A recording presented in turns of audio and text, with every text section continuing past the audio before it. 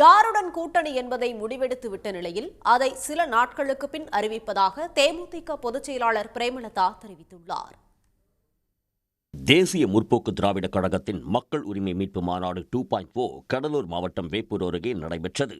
கட்சியின் பொதுச் செயலாளர் பிரேமலதா 90 அடி கம்பத்தில் தேமுதிக கொடியை ஏற்றினார். மாநாட்டு மேடையில் நடுவே தனி நாற்காலியில் விஜயகாந்தின் மார்பளவு சிலை வைக்கப்பட்டிருந்தது. கலை நிகழ்ச்சிகளின் முடிவில் லேசர் ஒளியில் விஜயகாந்த் குறித்த காட்சிகள் வெளிபரப்பப்பட்டன.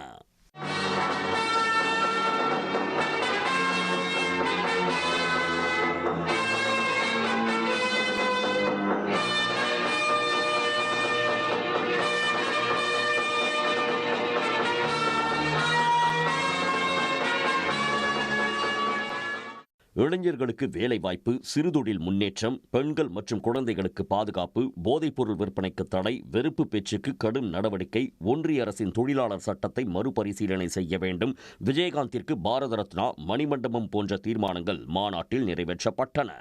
பின்னர் தலைமையுரையாற்றிய தேமுதிக பொதுச் செயலாளர் பிரேமலதா மாவட்ட செயலாளர்களின் கருத்தின் அடிப்படையில் கூட்டணி குறித்து முடிவெடுத்து விட்டதாகவும் அதை பின்னர் அறிவிப்பதாகவும் கூறினார். யாரோட கூட்டணி நாம் வைக்க வேண்டும் என்ற முடிவை எடுத்து விட்டாச்சு.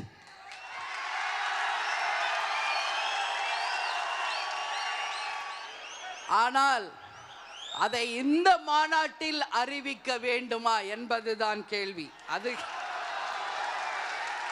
நம்ம இவ்வளோ நாள் சத்திரியனா வாழ்ந்துட்டோம், இனிமேல் சாணக்கியத்தனமாக நாமளும் வாழணும். இன்னைக்கு ஆண்ட கட்சியும் ஆளுங்கட்சியுமே யாரெல்லாம் கூட்டணி என்று அறிவிக்காத போது, அந்த கூட்டணியிலே யார் யார் அங்கம் வகித்து இருக்கிறார்கள் என்று சொல்லாத போது, மத்திய மாநில ஆட்சியில் இருப்பவர்கள் சொல்லாத போது, நாம மட்டும் எதற்காக முந்திரி கொட்ட மாதிரி அவசரப்படணும்? நாமும் நின்று நிதானமா யோசிச்சு அடிப்போம்.